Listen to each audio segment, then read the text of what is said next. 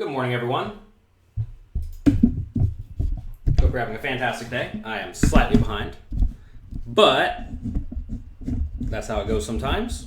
I want to thank you all for being here today. I think everything's working. We tried something slightly different on YouTube in terms of like getting the show uploaded a day ahead of time. I don't know if it actually worked. I don't think it did. If anyone saw this on YouTube saying it would be available a day ahead of time, let me know. Maybe we're on a different stream. I don't know. We're experimenting. It's always a work in progress, it seems. We will figure out how to do this one day. Life would sure be a whole lot easier if I just streamed to exactly one channel. Maybe we should just stream to one channel. Which channel should it be? You all tell me. Seems like YouTube's the most popular one by a mile. Which is good, I guess. It's good to have one very popular one. But yeah, today we have Ask Me Anything because we were going to experiment with titling this and I didn't know what the title would end up being. But first, we have two giveaways. People always ask me to give away money. So sure, we'll give away some money. We are doing two giveaways. One of them is for an $1,100 Card Player Poker Tour tournament entry. We're just going to send the winner $1,100. You can play whichever one you want. Also, you get 6 months to my training site, Poker Coaching Premium. If you have not checked that out yet, go over to pokercoaching.com/premium right now. And anyway, we're just giving this away. We give away something like this every month or so. We've been doing it for only about a year and a half now. So I guess that's $18,000 in entries plus all the Poker Coaching memberships. We've given away other stuff in the past. Seems like you all don't care so much about that. You like poker coaching memberships and you like money. So, you can get that. Go to jonathanlittlepoker.com/CP giveaway. Type it right here so no one gets confused.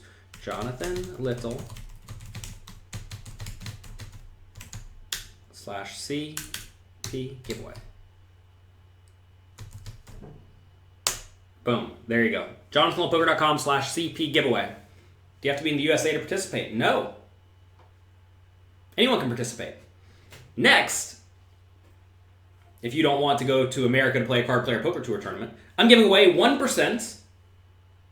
Doesn't sound like a lot.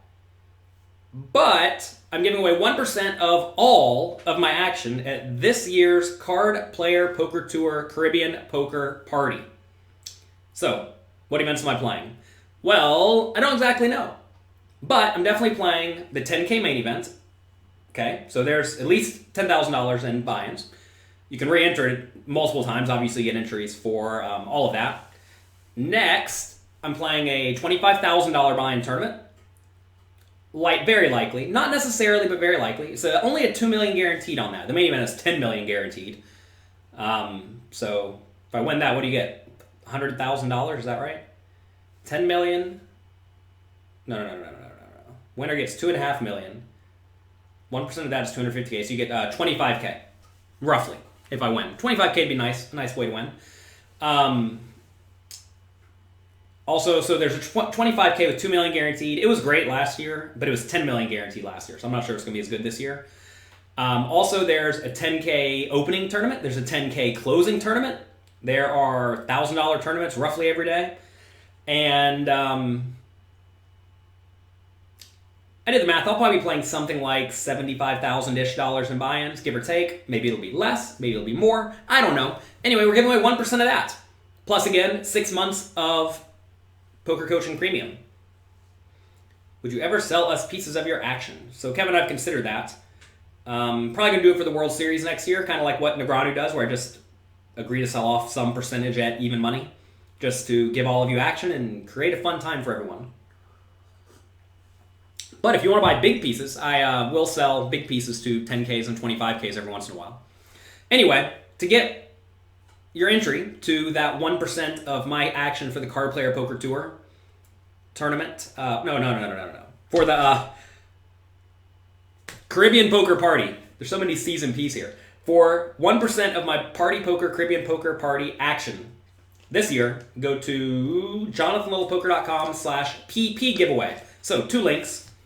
Type the other one in. We have jonathanlowepoker.com/CP giveaway and jonathanlowepoker.com/PP giveaway. Lots of C's and P's and giveaways there. But that's all there just for you. Do you think modern poker theory could be used for all level of tournament buy-ins? Everyone who says things like, is this applicable to me, is essentially saying, do you think that I am ever going to want to play bigger and learn to beat my opponents? And I think you definitely want to learn to play bigger and learn to beat your opponents. I think that's just good poker. When you say the modern poker theory books, don't know if you're necessarily saying the only good one, or the main good one in my opinion. Modern Poker Theory. This book came out recently. We're actually doing an update. If you wait a few weeks, you get the updated version. There are a few minor issues. Always a few minor issues in books. It's a big book. It's a hard book. But it's a good book. That said, if you just asked me that question, I would suggest this book instead. Mastering Small Stakes, No Limit Hold'em.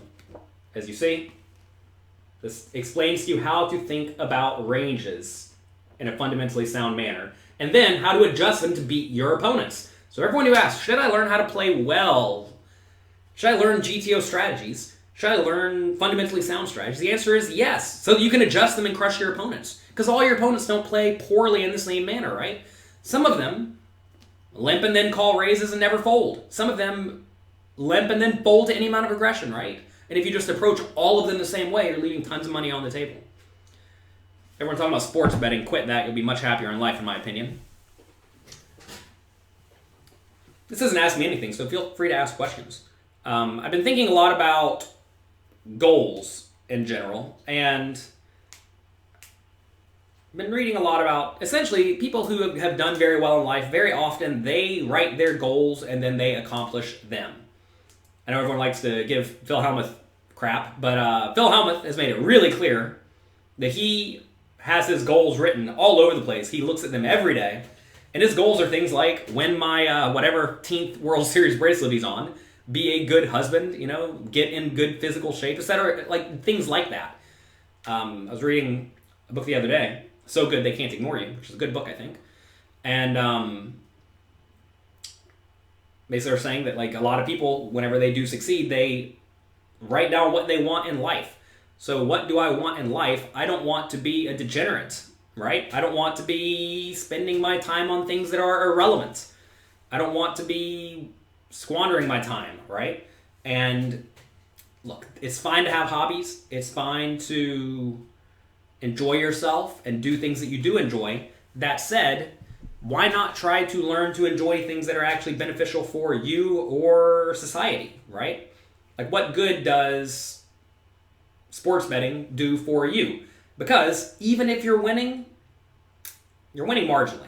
Now look, I get in poker, if you're winning marginally. And if you're doing it as a profession, sure, right? I'm all for learning to beat games and then beating the game to death to make money.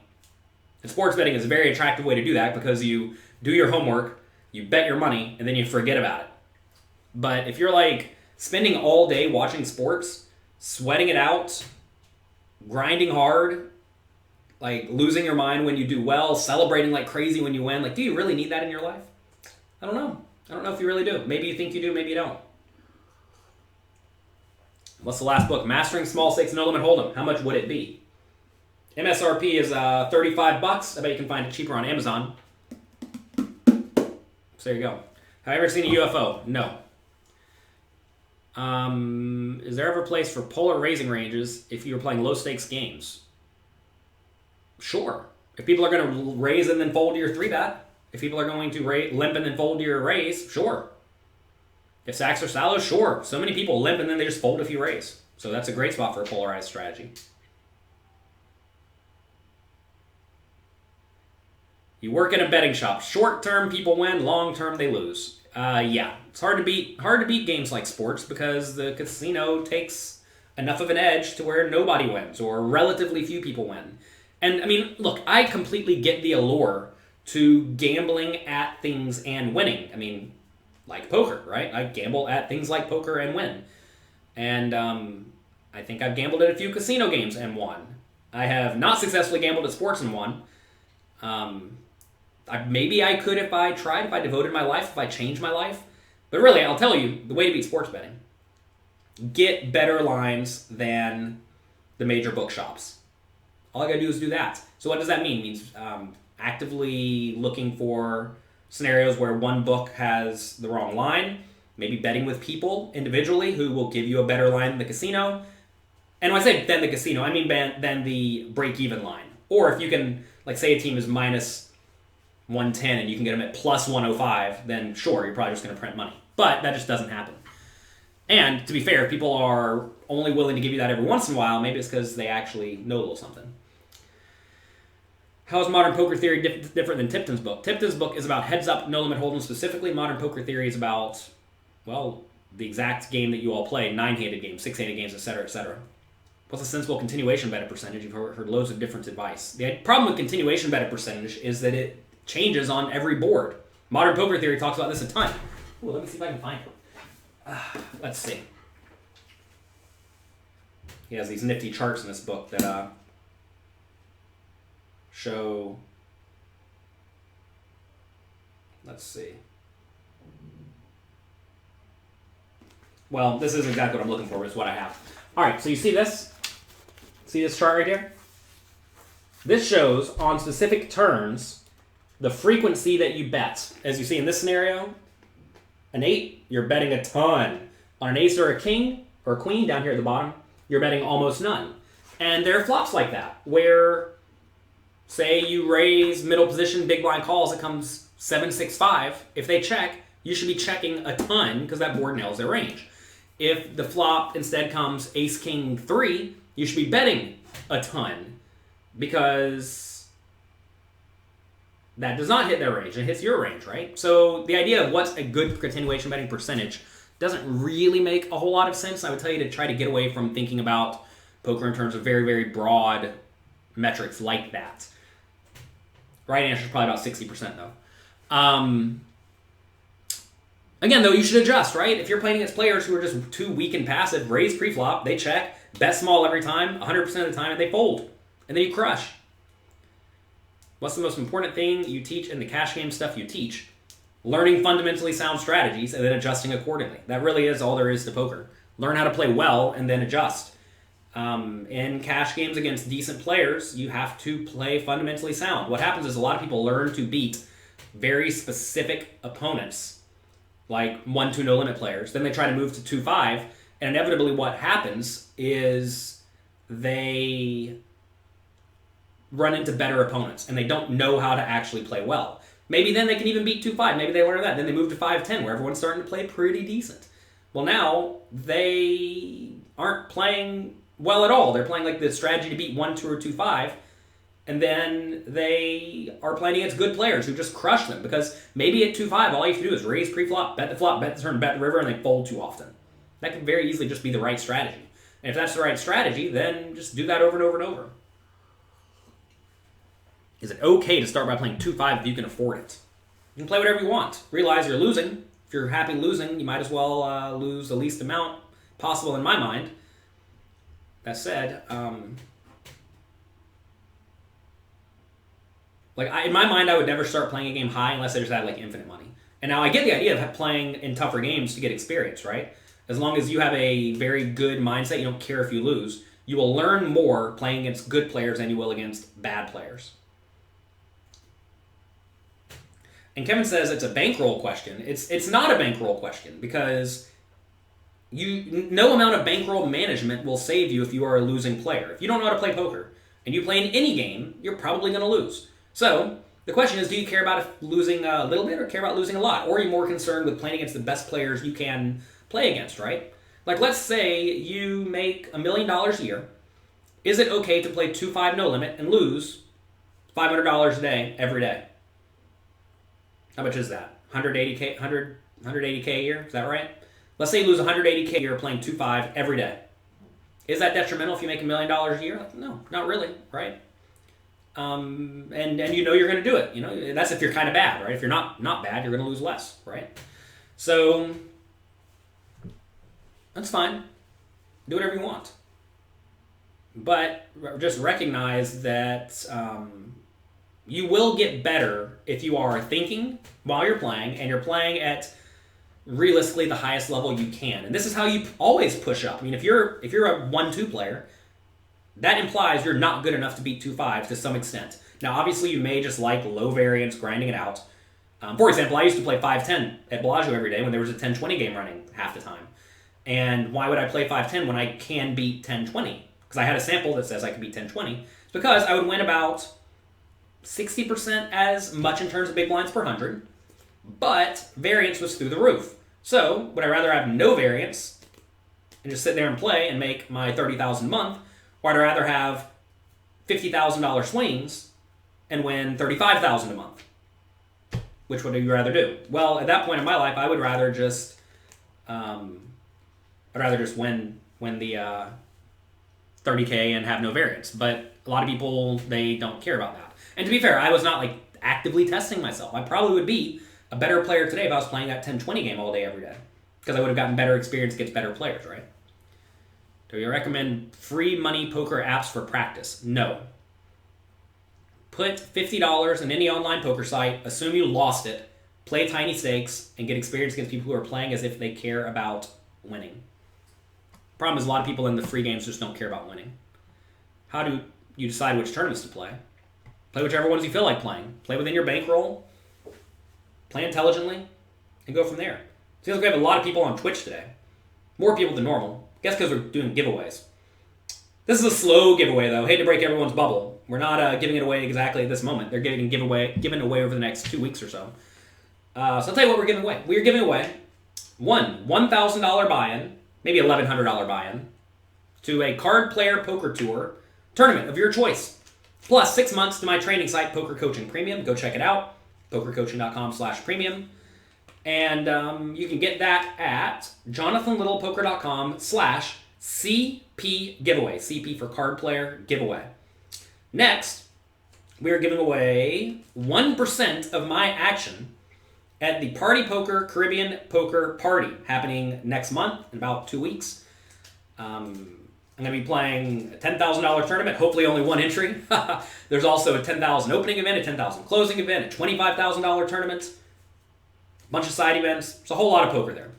And one of you is going to get 1% of that. So you can enter that at jonathanlittlepoker.com/PP giveaway. PP for Party Poker. So jonathanlittlepoker.com/CP giveaway. jonathanlittlepoker.com/PP giveaway.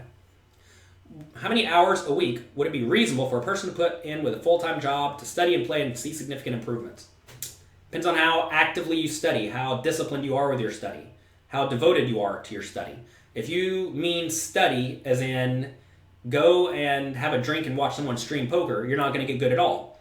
But you're going to find that active study where you are in there taking notes, working hard. On my site, pokercoaching.com, it's like you're playing and getting feedback in real time. I made it to be very active study. That's going to allow you to progress well beyond what you would normally, or where you would normally get if you just like passively hung out and observed, right? So then the question is, what does significantly improve mean? If you're awful, you can get a whole lot better in like 1 hour if you actually apply what you learn. So that's a tough question. What does significantly improve mean to you, right?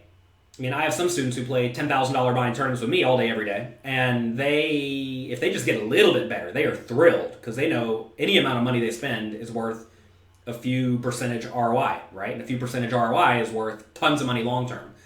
If you are, but if you're, they're never going to see gigantic improvements because they're not bad, right? They're like solid poker players. So if they're solid poker players, they're not going to get that much better, but any improvement they see is meaningful. If you are really bad, though, you're going to see huge improvements quickly because you're just making mistakes all day, every day, consistently. So if you plug the consistent mistakes, you'll get a whole lot better. Do I keep all of my action? No. I typically sell action for $10,000 tournaments and higher, and I usually sell to 2 or 3 people who buy large chunks. What do I think of Andrew Yang's tweet about online poker? It's good that people are generating buzz and getting thoughts about poker out to the general public. I think that's a good thing. Anytime you can get good public press on a very widely viewed by a widely viewed platform like presidential candidates, when presidential candidates talk about something that is directly impactful to you, that's very beneficial. That said, I do not think people should vote based on whether or not someone is going to legalize a game. I mean, to be fair, like I generally like the way a lot of things about Andrew Yang. But that said, I don't like if I look, I don't really care so much about politics because why do I not care about politics? Because it's one more thing you have to keep track of, and if you actually want to care about it, you have to go well beyond just watching the TV and reading stuff on the internet. I mean, it goes back to like when I do something, I actually want to be educated about it. I don't want to just regurgitate things that other people have said, because then you're not actually educated. You're just following other people. And to be fair, it's fine to follow good people. The problem is, what is a good person? And I don't know what defines a good person in politics. So anyway, we're not going to get on politics today, but I definitely do think that anytime someone is directly helping a cause that is beneficial to you, it is clearly highly valuable. That said, it's easy to talk about things. It's difficult to change things. Hey, Jonathan, how are you doing? How is the little growing? I have 2 babies. I have James and Thomas. I just posted a picture of them on Instagram. Go to instagram.com/jcardshark. You can see them. Print line says, 90 blinds effective. Aggressive button, cut off, middle position. Everybody limps. Button raises. Button's aggressive. Button raises to 8.5 big blinds. Small blind calls, middle position calls. Hero, hijack, bet size. With like 20-some big blinds in the pot you shoved. I don't know what hand you have. If you are going to, can you jam like 70 big blinds? I think 70 big blinds is pretty nice. How many blinds should you play with at 1, 2, 300 max? Read jonathanlittlepoker.com/bankroll.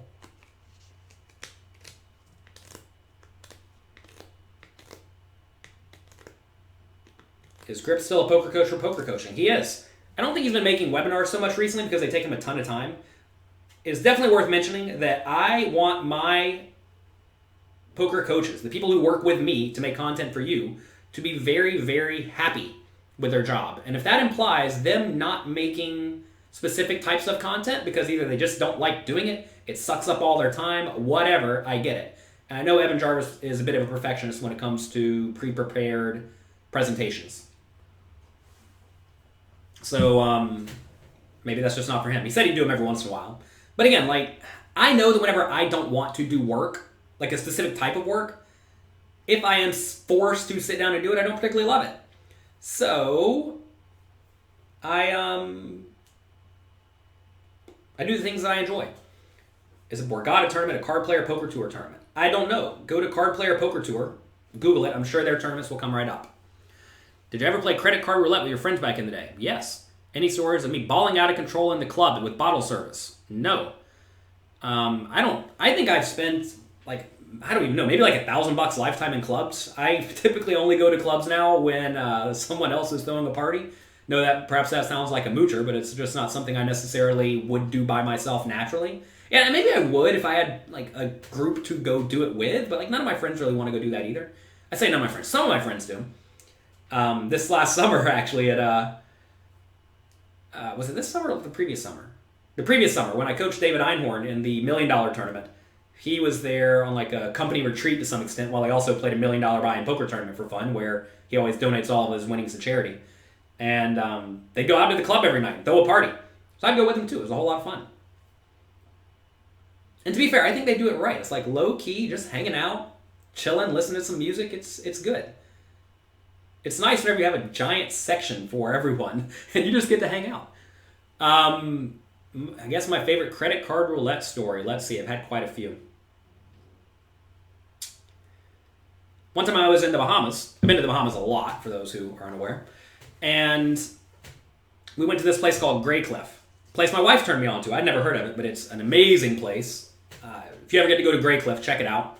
If you enjoy cigars, they make good cigars. I don't really enjoy cigars, but even then, I might have a cigar once a year at Grey Cliff. And it's a relatively expensive place. You can probably spend, I don't know, if you get tasting menu, wine. You'll probably spend $350 a person roughly. So we went there. We had, I don't know, maybe 10 people. And we all ordered cigars and food and aperitifs and post-dinner drinks and the tasting menu, et cetera, et cetera. It was very good. It was amazing. We do the flip, I lose the flip for like $6K. So maybe you can spend more like $600 a piece if you try. Fine. Lose $6K. This is when I was a young aggressive kid. We went back to Atlantis, the casino there, and decided to play blackjack. And then I proceeded to win about $30,000 in about 2 hours. So that was fun. Can I do more sit and go content? No. I don't really play sit and goes. I don't even want to play sit and goes. So no, we're not going to be doing sit and go content. Sorry. Maybe I should. Maybe I should just play some sit and goes. The problem is, like, I'm not a pro sit and go player, and I know that there are good pro sit and go players out there. So I would generally suggest you find good pro sit and go players and follow what they teach. Like, why does Jonathan Little not make 7-card stud content? Because I don't play 7-card stud. You should not want me to make you content for that, because that's not what I play. Now, if you just want to see me playing the game, then sure. Hey, you know what? Maybe I'll do it. I'm just going to write it down. Need a new piece of paper. I have a different note-taking method now. Almost out here, but it's okay. We have more. SNG series. You know what? I'm going to the Bahamas soon. Maybe I'll spend a few hours playing sit and goes, and we'll just see what happens. Grip says, do it. All right, sure. How much work is required to get really good? How many hours per week? It's more like how many hours per year. A lot per year. So yeah, people are asking about Evan Jarvis. Is he still making content for poker coaching? Grips, you got to get on there. They want some more content by you. Let's see. Ray says he loves my app. Good. Are there any more iOS apps for cash games or tournaments? I am working on a pokercoaching.com app, my own. You'll be able to display poker coaching quizzes, hopefully videos, etc., etc., and we'll get there. He's looking at pictures of Greycliff. How's the chocolate? Everything at Greycliff is amazing. If you ever get to go to Greycliff, do it. You thought I made $350K playing online sit and goes. I did. Back in 2003, right? We are not in 2003. I'll tell you what happened to sit and goes. Little history lesson for everyone. I started playing sit and goes. I hopped right into $200 games, did very well. Bought an apartment, spent a bunch of money on that, loaded a bunch of money into that, went on a downswing, went back to the $10 games, and decided to win 100 binds at every single level, which I did over the course of like 3 months. So at $10 games, I'd win $1,000. $30 games, I'd win $3,000. Did that all the way back up till we got to the $500 games. Then I played those. Maybe I made a mistake, because sit and goes are actually kind of easy. And I decided to make a training site back in the day called Sit and Go Icons. How egotistical, huh? And I taught everyone how to beat sit and goes. So I taught everyone how to beat sit and goes. And then the games got tough. Party Poker closed to Americans, so all the good regs went from Party Poker to PokerStars, the only other site that had a lot of action. Sit and goes require a decent amount of players, so you actually have to get in there and there has to be a good player pool, and PokerStars was then the only site that had a good player pool. Problem is they had twice as many regs, so my ROI went from like 7% down to like 3.5% immediately, which was awful. Then I did that for a while. The games just kept getting worse and worse and worse. Why? Because no one's winning any money, right? PokerStars came out with this thing, Supernova Elite. Well, they came out with Supernova first, which I got Supernova in like 3 days. It was very, very fast, because all you have to do is just sit there and play sit and goes for a day and you get them. You get it. And then that didn't really provide much rake back. PokerStars didn't have rake back also. Party Poker had rake back, PokerStars did not. So then no one's making any money, so we all quit, right? And then you may say, well, doesn't that make the game soft? I mean, no, not really. Other people filled the gap. And now at the high stakes sit and goes, for the longest time on PokerStars, you expected, if you were really good, to lose about 1 or 2% ROI, with the idea that your Supernova Elite bonus money would give you something like 10% rake back. So out the door, maybe you're making like 6 or 8% if you're losing at 1, 2, or 3%. So you had to essentially rely on the poker site to pay you to play a game that no one could beat. Does that really sound what you want to be doing? Do you really want to be relying on the casino to pay you money? Well, it turns out that would have been a very bad idea because PokerStars killed the Supernova Elite program a while back. So I definitely suggest anyone out there not to rely on a poker site to give you money that you rely on to support yourself and your family. Instead, play in games that you can actually beat for a large amount. You may say, I can beat the $20 sit and goes for a large amount. Sure. Problem is that game doesn't have a whole lot of a future because you can only progress so high before the game becomes unbeatable. So realize that just because you have a win rate at the small games does not mean that it does not mean that you can beat the higher stakes games. Why doesn't the charts for versus 3-bet when we raise first in? Oh, Santiago. So we have charts on pokercoaching.com. For the shallow stacks, it's obvious what you do when you 3-bet and then get jammed on. Because you're 3-betting a polarized range, right? You call the best hands, you fold the worst hands. Like you that should be somewhat obvious. Maybe it's not obvious. I mean, it would just make me... Basically, whenever you make a 3-betting chart, someone raises, you 3-bet, you're 3-betting very polarized. So you have a bunch of obviously good hands, whatever it is, 8s are better, ace-jack and better, whatever. And then you have a lot of very bad hands like ace-5 offsuit and 6-4 suited or whatever hands are selected. And you fold the bad ones, you call the good ones. That should be very clear. Let's see. How do you play 25 big blinds with ace-queen suited against aggressive 3 exclamation points? I mean 3-bet from an aggressive player. Jam. He signed into Poker Coaching Premium. Awesome. Won 35th place in an 8-8 tournament and got second place last night for $17,000. Good job. Good work, Kelly. All right. Under the gun suited. 2-4 raises at 40 cents. Don't do that. Fold that. It'd be very, very bad to raise 2-4 suited under the gun. And somebody 3-bets you. All right, we're not going to read this hand. Just fold pre-flop.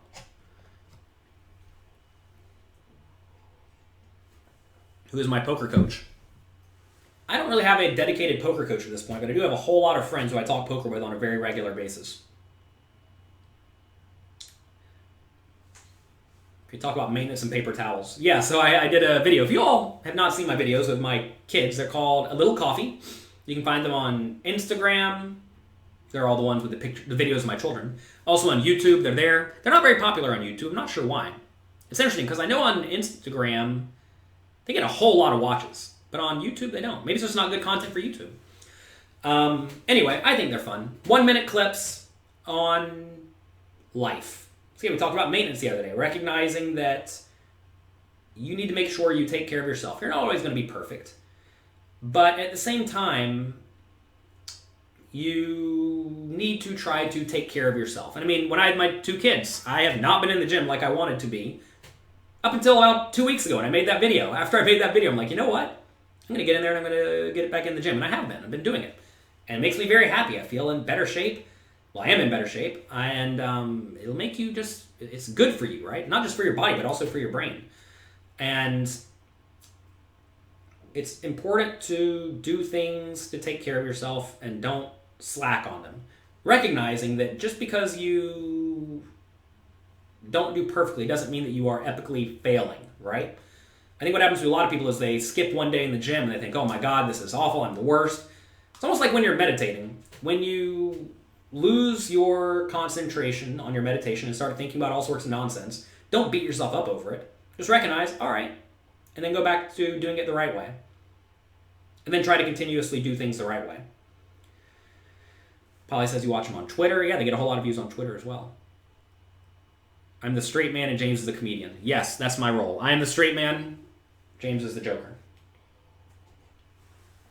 What's my morning routine when I play? Sleep as late as I can, roll out of bed, have some coffee, have some green smoothie mix, get in the gym if I can, go play poker. It's not elaborate, and I think that's okay for me personally. Let's see. When you know there's a recreational player that's probably a GTO noob, give a couple examples how to exploit them early in a tournament. Depends on what they're doing wrong, right? Also, what does GTO noob mean? That means someone who thinks they know what they're doing, and they... I don't even know what that means. What does a GTO noob mean? Clarify it. You all are asking for the giveaway. Giveaway. So remember, the giveaway that we are doing is, we have two of them. One is for a $1,100 Card Player Poker Tour buy-in plus 6 months of poker coaching premium. You can get that at jonathanlittlepoker.com/CP giveaway. CP stands for card player. CP giveaway. Next, we're giving away 1% of all of my action at the Party Poker Caribbean Poker Party. I'm probably going to be in for about $75,000. So 1% of that is what? $750. But if we win the main event, we already did some math, you'll get about $25,000. So, it could be worth a lot, could be worth nothing. But we're playing a lot of tournaments, so it's probably going to be worth something. I hope I get at least one cash. You can get that at jonathanlittlepoker.com/PP giveaway for party poker. So jonathanlittlepoker.com/CP giveaway and /PP giveaway. 2 giveaways for you. Get in there. Collect the free money that I am just giving to all of you on a regular basis. Do I have a different routine after finishing a session if I won or lost? No. I'm sure I could do slightly better by having a better pre or post routine. But at this point in life, poker is almost like, it is an enjoyable activity. And that it is almost, I'm not going to say it's recreation, because obviously I take it very seriously and I devote my life to getting good at it. But at the same time, when I'm at home, I'm like grinding hard all day, every day. Actually, I have a good schedule, good routine, taking care of my kids, taking care of life around here, doing my best to make content for all of you, and it's a bit of a grind. This is my grind time, okay? And I love grinding. I have no problem with grinding. And instead, when I'm playing poker now, I don't really necessarily view that as grind time. I view that more as relaxation time. And maybe I give up a little bit of ROI taking that mindset, but whatever. I'm happy to give up 2% ROI to not be grinding all day, every day. I think it's good to have relaxation and recreation, and obviously when I'm playing poker, I'm doing my absolute best when I'm playing poker. I'm not goofing off or playing poorly or any of that. But at the same time, if I go to bed a little late, fine. If someone wants to go to dinner, fine. If someone wants to go have a drink or two, fine. It's not optimal, but I am fine sacrificing a little bit of ROI in exchange for an immense amount of happiness, because whenever I'm at home, I don't really go and hang out with people besides my family, and I grind sitting in this office all day, every day, which is, it's strenuous. Sure, it looks easy to some people, but it's actually kind of strenuous. A noob is someone who doesn't know what they're doing. That's not what the question was. The question was, is GTO noob? What does that mean? Does the Card Player Poker Tour have to be exactly 1,100? No, it's fine, close enough. Whatever roughly $1,000 buy-in tournament, we will make it happen. At what point did I turn myself into not a losing player? I was pretty much never a losing player because I studied a whole lot before I started playing. I never approached poker and the mindset of, this is a game I'm going to go gamble at. I realized it was a skill game. I realized that very early. I was lucky in that I was playing $1 buy-in tournaments after a Magic the Gathering tournament. And one of my friends said, hey, let's play a $1 buy-in poker tournament. So we all put up $1, played, that guy won, we went home. We did that for like 3 months. Must have been like 17 at this point. So we did that for 3 months. I don't think I ever won, but I quickly realized the same 2 or 3 people were winning very frequently. Cool, probably a skill game. Good. So I was already good at Magic the Gathering. I was decent at chess. And I realized that these are skill games. So since these are skill games, and the same people win all the time, and poker seems to be a skill game, why don't I study and get good at it? So I bought a bunch of books. Back then there weren't training sites or pokercoaching.com. That didn't exist back then. I made it for you now to make your life easy. Go to pokercoaching.com, get a free trial. And I studied to the best of my ability as a young, dumb 17-year-old. And then I put $50 on Party Poker and played Limit Hold'em because that was the main game that existed back then. And I was not a losing player. I never lost the $50. We started with $50, and look, I'll show you all. I now have at least, how much money do I have? I have at least $200. The money's falling out of my pocket. We have $200. So we at least quadrupled up over the last, 15 years? 16 years, goodness gracious. 16 years, I quadrupled my money at least. So, hard work pays off. Steve says, you're loving the quizzes. Well, thank you very much. I'm glad you're enjoying them. The Bankroll, jonathanlittlepoker.com/bankroll is incredible. Well, that was what I made it for. I made it to be good Applicable advice. Can we add a straddle functionality? Mark, just put the straddle, type in straddle for the initial player under the gun +1. You have some hands you can't enter because of it. Mark, if you've been watching the inner circle, people have no problem doing that. They just type, make under the gun, straddle, change the name to straddle, make it a min raise, and then just go from there. Unless you're saying you want like straddle from any position. Yeah, maybe that's something we could do. Or you have a mobile interface, I don't know. Problem is, Mark, is that no one really uses it, besides me and a few other people. So we cannot devote significant resources to something that almost no one uses yet. We may get there in the future. One of my students is actually working on making an offline version, improving it, etc., etc. Should you start with mastering small stakes and ultimate hold'em? Yes, Chris, that is a good place to start. What does GTO mean? Game Theory Alpha. Yes, I know what GTO means. I don't know what a GTO noob plays like. Does that mean they're too loose? Does that mean they take every spot where it says raise even 1% of the time? What is a GTO noob, everyone? And this was a question to specifically the person who asked the initial question. Not really to everyone. I think it's very funny when people think I don't know what we're talking about.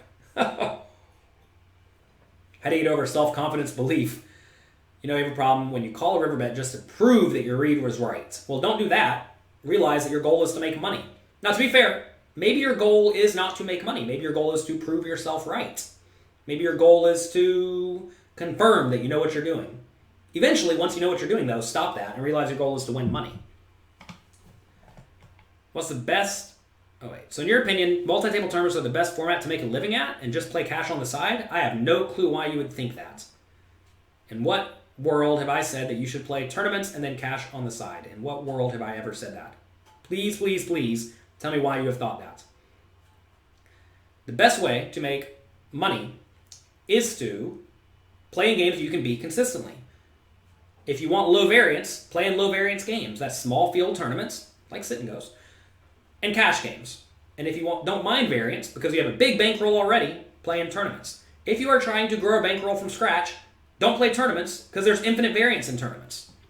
You don't want variance unless you're just trying to get rich quick. So if you open with the small pairs, and somebody 3-bets, you only call big pairs? No. Absolutely not.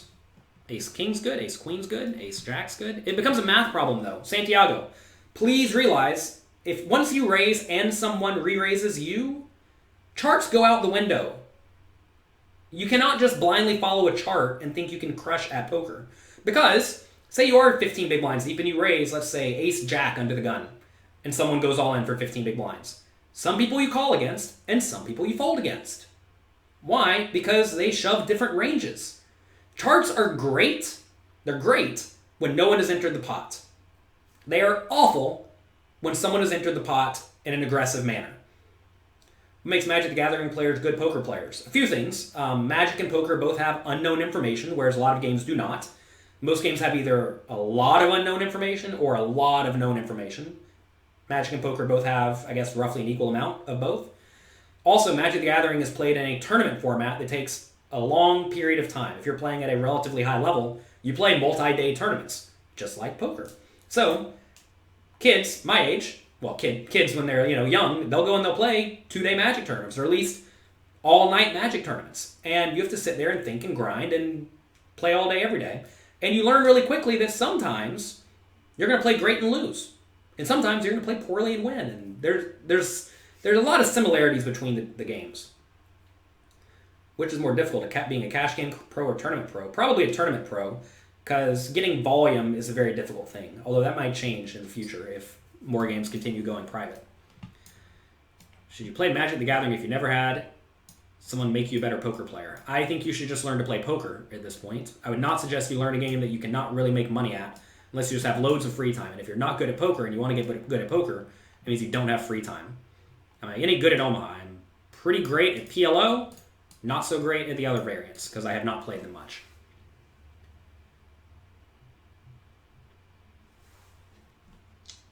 You've never heard of a noob. A noob is a newbie, a new player.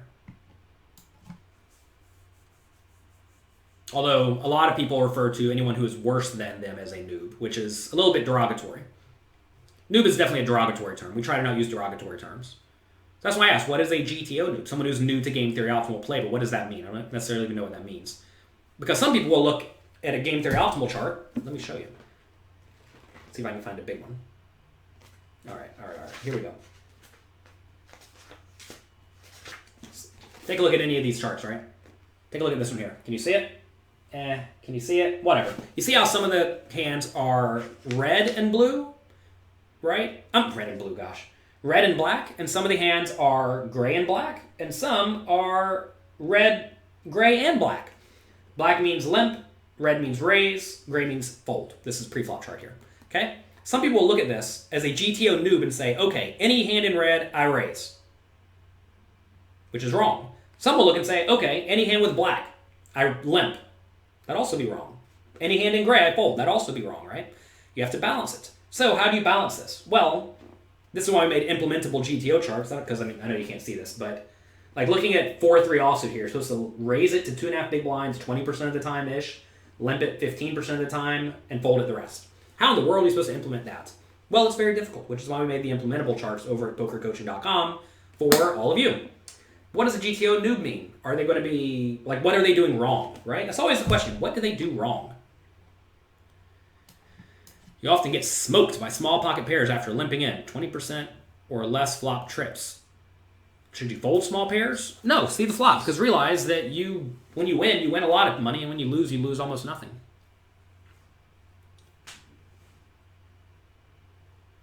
Jonathan Little said Santiago's name. Yes, welcome. If your name is easy and not vulgar, I'll do my best to say it. If it's difficult or confusing or vulgar, I will not say it.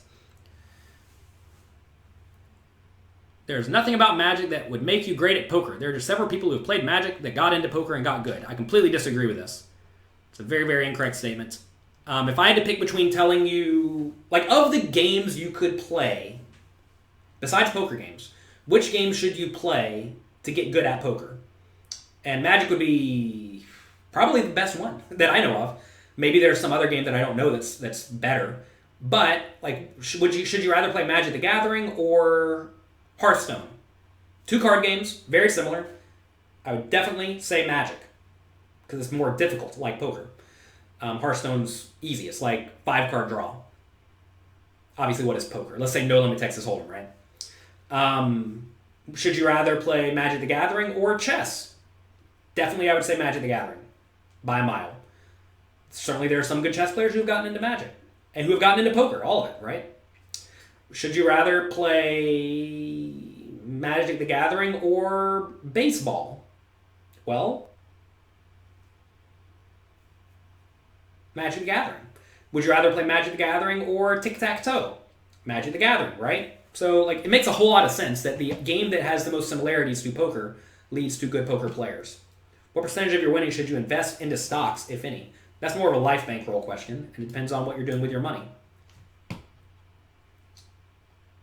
Also, do you even want to put it in stocks? You think GTO noob... Like, why are we making up this term? I don't even think you're the one who said this, were you? I mean, someone you have arbitrarily decided is less smart than you. Yeah.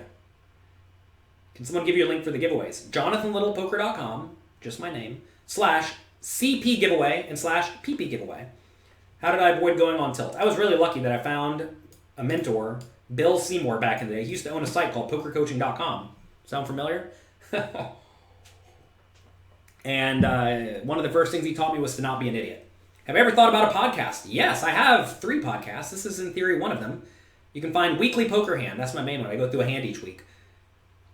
Spoiler for all of you, we are going to be combining my podcast into the Poker Coaching Podcast with Jonathan Little. That will be released very, very soon. It's going to feature this show. It's going to feature Weekly Poker Hand. It's going to feature a little coffee. Weekly, what are all my shows called? See, I have too many shows, right? I do too many things. Little Poker Advice, a little coffee, and Weekly Poker Hand are going to get combined. Also, we will have various interviews and YouTube content that I make that would also fit very well in the audio format. Like the other day, I interviewed my lawyer, Mac Verstandig, about the Mike Postel case, and it was good. It was a good interview, and got a whole lot of views, like, I don't even know, 50,000 views or something on YouTube in just like a week. And clearly this is good content, right? So if it's good content, why don't I try to share it in more ways? but I didn't really have a place to share it in the audio format. So we're going to be combining all of that. If you just search Weekly Poker Hand right now, get in that feed. That's the feed we're going to be transforming into the Poker Coaching Podcast. So subscribe to Weekly Poker Hand, and it will be updated in the very near future. What would it, if I was to give one piece of advice, what would it be, and how would you expect people to implement it? I'm sure they'd implement it incorrectly. And the piece of advice would be to always ask ask yourself why you are doing what you are doing, and is that beneficial for your life? Let's see.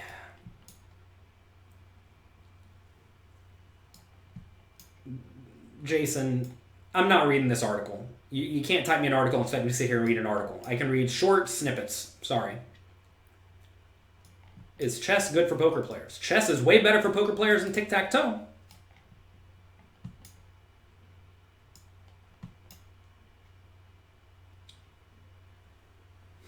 Don't play Magic now. It's a shadow of the game it used to be. I think there are good formats about Magic. I enjoy the older formats. I also enjoy Limited. I think all those are very good. You should definitely read Mastering Small Stakes, No Limit Hold'em. Is that this book here? You should definitely read Mastering Small Stakes, No Limit Hold'em before Modern Poker Theory, in my opinion. I started playing Magic when it was first invented. I started when I was 12 years old. I was born in 84, so I started in 96. That said, I've gone through many collections, bought and sold like most people. Will the podcast be a best of? No, podcast will not be a best of. Podcast will be all of it. And look, whenever I make this podcast, I already have a little snippet I recorded that basically says, realize this is going to be different than what it was before, because you're going to be getting lots of content on a regular basis. So instead of getting one podcast a week, you're going to be getting a podcast episode every 2 days. And realize you don't have to listen to all of it. You don't have to listen to all of it. Listen to what you like. If you only like a little coffee, delete the other stuff. It takes you 1 second to do swipe, swipe, swipe, and you're done. If you only like the interviews, swipe, swipe, swipe, you're done, right? Realize you don't have to listen to everything. Don't have information overload. Don't lose your mind.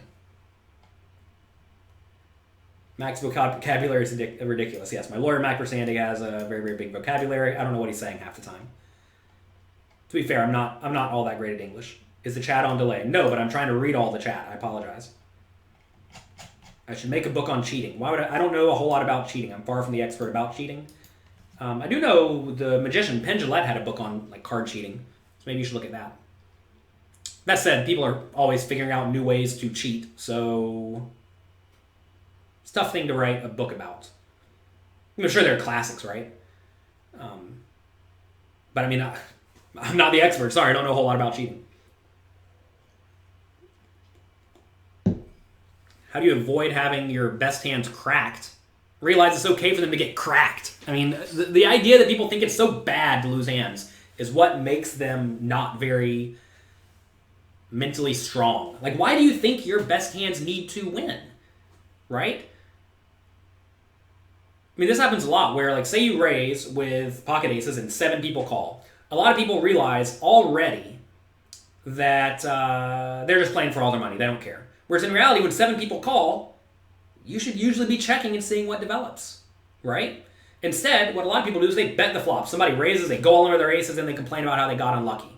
Whereas in reality, you just played it like a fish. I had a beautiful example of this in a $10,000 World Poker Tour tournament. Maybe it's $15,000. I don't even remember. Anyway, I raised under the gun. Or no, somebody raised under the gun. I have 3 bet aces. I got 3 callers and a 10K, so they have real ranges. They're not idiots. And then flop came 9-8-3. I thought the player on the button liked their hand a decent amount, okay? So, initial guy checked, I checked, checks around to button, who bet, small blind called on 9-8-3, under the gun fold, I just fold the aces. You may say, why would you fold the aces there? Well, because what do cold callers have? They have overpairs or sets. Are they really bad enough to think that a hand like Jacks is good on 9-8-3? No, they're good players. They're not idiots. So, yes, I'm folding the best hand sometimes, but against a bet and a call, then we should probably get out of the way. So I folded. Turns out they both had sets, right? And that's what you need to be doing on a regular basis. Realize it's okay to fold. It's okay to get out of the way. Poker coaching taught you the value of check calling and not leading. Out of position. Yeah, leading's bad. If you're interested in gambling cheats, check out James Swain Tony Valentine series. Sure, there you go. Who is Jonathan? I am me.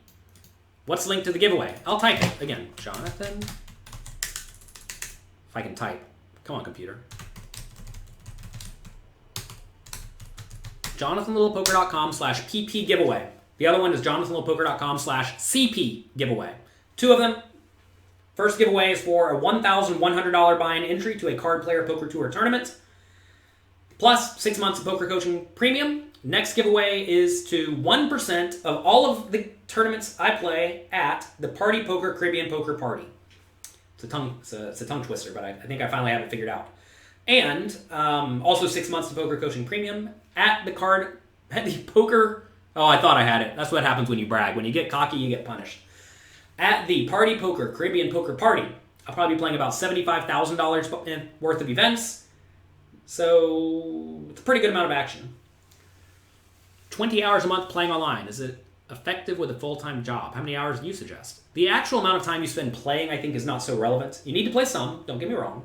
But I think the hours you spend studying, if you are not already a great player, is what's way more important. That's why I designed PokerCoaching.com, to give you lots and lots of materials to go through and diligently study. I know a lot of people just like having a beer and watching streams, or putting on a training video and falling asleep, but that's not how you study. You need to be in there actively learning. The quizzes make you click the buttons, right? You have to say what you're going to do. And then you get feedback in real time. Making decisions and getting feedback, win or lose, right or wrong, will be very, very beneficial to you. We also have the homework challenges, where I present a scenario to you, where I ask you how you play your range in a specific scenario. And that will take you a decent amount of time to do. It takes me about an hour, and I'm pretty good at them. So it takes some people 2 hours, 3 hours, whatever. But 3 hours of grinding a homework question just to get the question. Sometimes you're just going to be way off too. But then you go back, look at my answer, look at answers of people who did it similarly to you, and you will see how you can continuously improve, right? But that's work. A lot of people don't like work. They just want it easy. And the people who want it easy don't win. People who want to work and actually get good, they win. You get better by stressing yourself, by trying hard. Not stressing out, but I mean like straining, trying hard, actively learning. And a lot of people just are adamantly against that. They just want it easy and spoon-fed to them. Sorry, I don't really spoon-fed to you all. To be fair, when I made content a long time ago, I used to spoon-feed because I didn't know any better. But now I have a team who helps me design programs, who helps me make all the stuff that I wish I had when I was a young poker player, and I'm glad that I can give all that to all of you. All right, Instagram's telling me I have to leave. How many homeworks can be done within a week? You could probably get through a lot of them if you devoted your life to it, but I would suggest do one a day. One a day is plenty, so 7. Like, that would be a lot. I think that'd be a lot. If you do 2 or 3 a week, that'd be more than most people. All right, so again, if you want the giveaways, JonathanLittlePoker.com/PP giveaway and JonathanLittlePoker.com/CP giveaway. We'll be back on Wednesday. Look at this. I was told I need to plan ahead. On Wednesday, we're going to be discussing how to thrive when card dead. So there you go. How to thrive when card dead is what we'll be talking about Wednesday, 9 a.m. Eastern time. Unless something comes up. I don't think anything will come up, but you never know because life happens. Have a great day. Enjoy yourselves. Share the giveaways. Share these little coffees. That would be very beneficial for me. Good luck in your games. Have fun. Be nice to someone.